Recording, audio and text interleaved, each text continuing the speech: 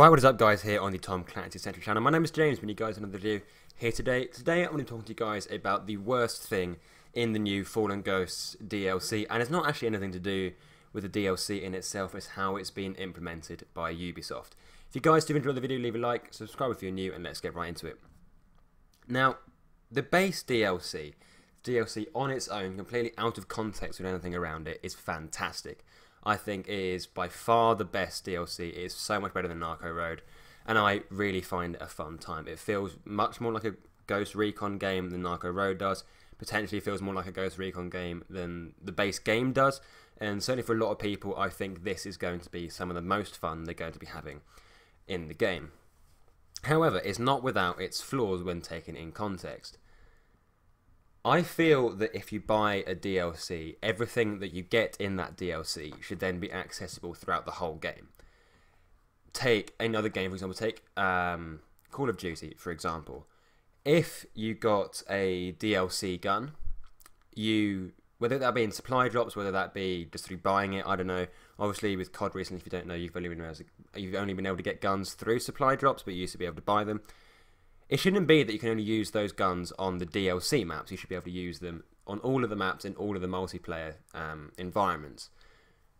It's not like that with Ghost Recon Wildlands. You can only use the new guns, which are really fun, by the way. They've done a really good job with them. There actually are new guns that are just being reskins like they were in Narco Road.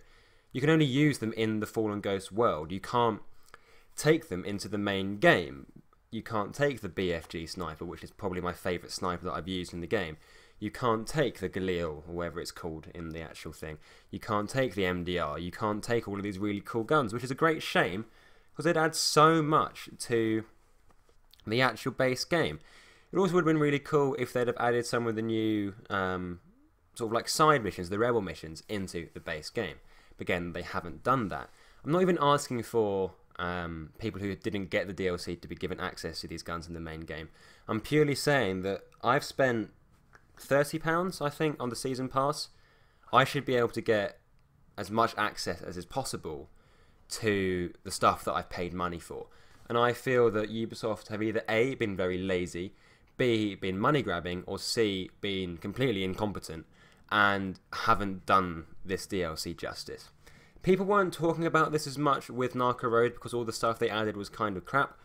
I didn't want to use the boost cars in the main game because they just didn't fit, but the new cars that they've added into this, they're nothing groundbreaking, but they'd be pretty cool to have in the main game.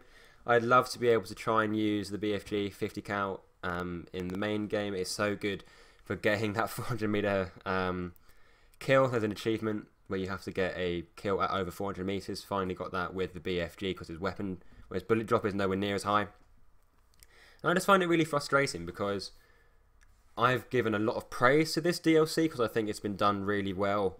And if this was a mini game that cost £15, I don't think you could really have any complaints about it. Whilst, I don't know, I just kind of feel like they've kind of crippled their own good work here by not allowing it to go into the base game.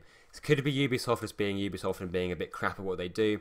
It could be someone high up saying, well, we don't want them having too much fun for the amount of money they're spending, but maybe in the future they will allow us to have these guns in the main game, and maybe they will be implemented to PvP. I honestly don't know.